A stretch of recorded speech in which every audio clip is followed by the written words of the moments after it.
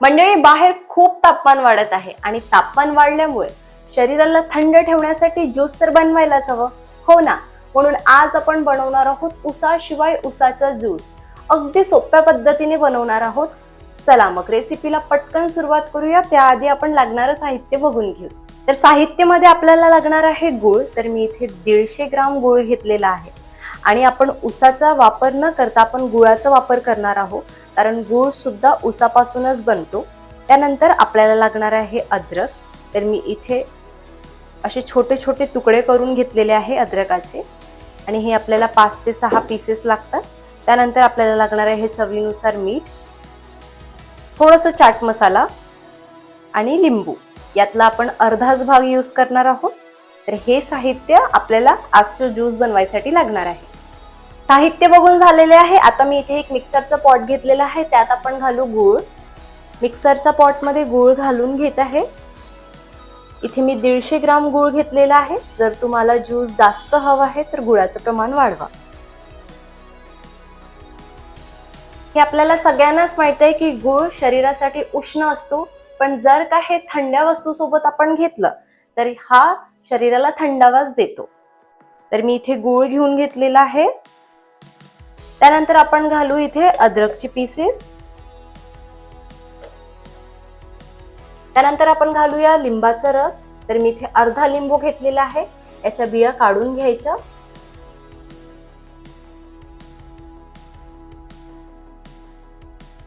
आणि आता आपण यात घालूया पाणी. तर मी इथे एक वाटी घेतलेली आहे. वाटीच्या प्रमाणाने आपण पाणी घालून घेऊ.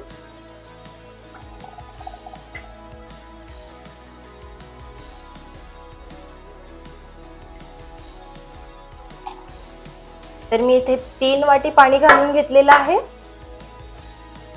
त्यानंतर आपण इथे घातलेले आहे बर्फाचे तुकडे. आता हे आपण मिक्सरला लावून घेऊ.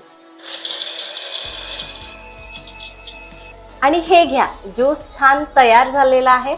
बघू शकता, हे बघा मस्त असं टेक्स्चर आलेलं आहे आणि जसं मार्केटचं ज्यूस दिसतं ना तसंच दिसत आहे. चला, आता मी इथे एक चाळणी घेतलेली आहे आणि त्याखाली बाउल आहे.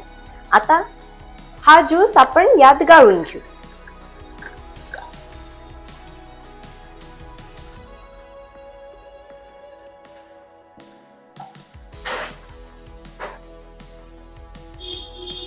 हे बघा, ज्यूस गाळून घेतलेला आहे आणि थोडे थोडे खडे आहेत, हे आपण बाजूला काढून घेऊया. आणि हे घ्या, ज्यूस छान तयार झालेला आहे.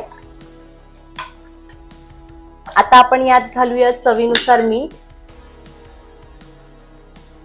त्यानंतर थोडंसं चाट मसाला आणि छान असं ढवळून घ्यायचं. यात आपण घालू पाणी.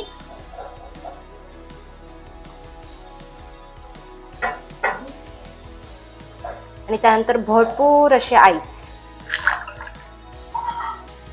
त्यानंतर आपण घालूया सब्जा. ह्या मी रात्रीच भिजत घातलेल्या होत्या, तर आपण ह्या सब्जा यात घालून घेऊ आणि असं छान ढवळून घ्यायचं.